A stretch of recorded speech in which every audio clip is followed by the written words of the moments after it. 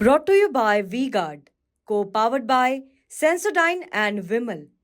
बोलो जुबां केसरी। 2024 का लोकसभा चुनाव कई मायनों में खास रहा है। अलग अलग दावे हुए, लेकिन एक राज्य पर हर किसी की नजर रही और वो ओडिशा रहा, क्योंकि बीजेपी यहां पर अपने पैर पसारना चाहती थी। लेकिन इसी राज्य में एक पार्टी जो पिछले करीब 2 दशक से राज कर रही है, बीजेपी के लिए इतनी आसान राह नहीं होने वाली थी। बीजू जनता दल में इस चुनाव में एक बड़ी घटना घटी, क्योंकि पार्टी को अपना उत्तराधिकारी मिला है, जो पार्टी कैडर से नहीं बल्कि देश के आईएएस कैडर से निकलकर सामने आया है। ये कहानी वीके पांडियन की है, जिन्हें नवीन पटनायक का उत्तराधिकारी माना जा रहा है। हेलो नमस्ते, चुनावी किस्से में आज आपको ओडिशा लिए चलते हैं। कैसे तमिलनाडु से आने वाला अफसर ओडिशा में ऐसा कमाल करता है कि देखते ही देखते वो राज्य का दूसरा सबसे ताकतवर शख्स बन जाता है। 31 मई 2019 को नवीन पटनायक ने 5वीं बार राज्य के मुख्यमंत्री के रूप में शपथ ली। ये नई बात नहीं थी, क्योंकि ओडिशा के लोग पिछले 20 साल से ऐसा ही देख रहे थे। लेकिन उस दिन नवीन पटनायक ने एक तस्वीर पोस्ट की। अपने आवास पर बैठे नवीन पटनायक मुस्कुरा रहे थे और उनके पीछे वीके पांड्यन खड़े हैं। इस तस्वीर को मुख्यमंत्री दफ्तर के ट्विटर अकाउंट से ट्वीट किया गया था। वीके पांड्यन अभी तक पर्दे के पीछे से काम कर रहे थे, लेकिन ये एक तरह का पहला मौका था जब सार्वजनिक तौर पर वो सीएम के साथ इस तरह नजर आए हो। समझने वालों के लिए इशारा ही काफी था। इस राजनीतिक कहानी को आगे बढ़ाएं, उससे पहले आप वीके पांड्यन की असली कहानी पर चलिए। 29 मई 1974 को तमिलनाडु में पैदा हुए वीके पांड्यन ने अपनी पढ़ाई वहीं पर पूरी की। बाद में जाकर वो आईएएस अफसर बने, और ये बात 2000 की है, जब आईएएस अफसर का सफर शुरू हुआ था। तमिलनाडु से आने वाले पांड्यन की कर्मभूमि ओडिशा ही बनी। यहाँ पर ही उन्हें सबसे पहले धर्मगढ़ के सब कलेक्टर के तौर पर सफर शुरू करने का मौका मिला। अपने पहले ही टास्क में पांड्यन ने किसानों से जुड़ा बेहतर काम किया और एमएसपी से जुड़ी समस्याओं को सुलझा दिया। वो आगे बढ़े तो मयूरभंज और गंजम जैसे जिलों में भी उनके काम की काफी तारीफ हुई। कहीं पीडब्ल्यूडी में काम किया तो कुछ इलाकों में नक्सलियों के खिलाफ मिशन चलाया।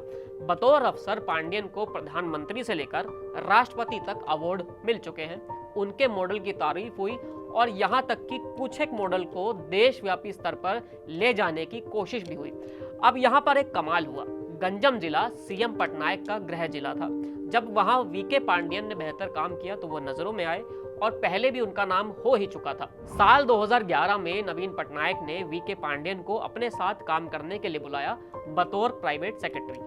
नवीन पटनायक की गिनती उन नेताओं या मुख्यमंत्रियों में होती है जो अफसरों के जरिए ही अपना ज्यादातर काम करते हैं और लोगों के बीच पहुंच बनाते हैं। 2011 से लेकर 2023 तक वीके पांड्यन ने सीएम के साथ ही काम किया और इसी बीच नवीन पटनायक का भरोसा जीत लिया। बीजेडी के ही कुछ नेता बताते हैं कि 2012 में जब एक पूर्व आईएएस अफसर प्यारी मोहन महापात्र के साथ नवीन पटनायक का अलगाव हुआ, उस दौर में वीके पांड्यन ने ही पटनायक की काफी मदद की थी। पिछले 10 साल में राज्य सरकार की कई ऐसी स्कीम रही हैं जिन्होंने नवीन पटनायक को लोगों के बीच काफी पॉपुलर बना दिया है। कहा जाता है कि उनके पीछे असली दिमाग वीके पांड्यन का ही था। एक तरफ नवीन पटनायक की उम्र बढ़ रही थी, उनकी तबीयत खराब रहती थी, और इस बीच वीके पांड्यन ने मुख्यमंत्री कार्यालय में अपनी पकड़ बढ़ाई। लेकिन ये सब पर्दे के पीछे ही हो रहा था। कभी कभी सुगवाहट आती थी कि शायद इस अफसर की ताकत बढ़ रही है, लेकिन खुले में कोई भी कुछ नहीं बोलता था। लेकिन 2019 के विधानसभा चुनाव के बाद चीजें बदल गई। नवीन पटनायक ने 5T स्कीम लॉन्च की। इसका मकसद राज्य सरकारों की स्कीमों को सही तरीके से इंप्लीमेंट करवाना था। 2023 में नवीन पटनायक ने 5T का चेयरमैन वीके पांड्यन को बनाया। इसके साथ ही उन्हें कैबिनेट मंत्री का दर्जा भी दिया गया। 27 नवंबर 2023 को वीके पांड्यन आईएएस से रिटायरमेंट ले चुके थे और बीजेडी में आधिकारिक रूप से शामिल हो गए थे। नवीन पटनायक के संकेत साफ थे कि उनके बाद गद्दी किसको मिलने जा रही है।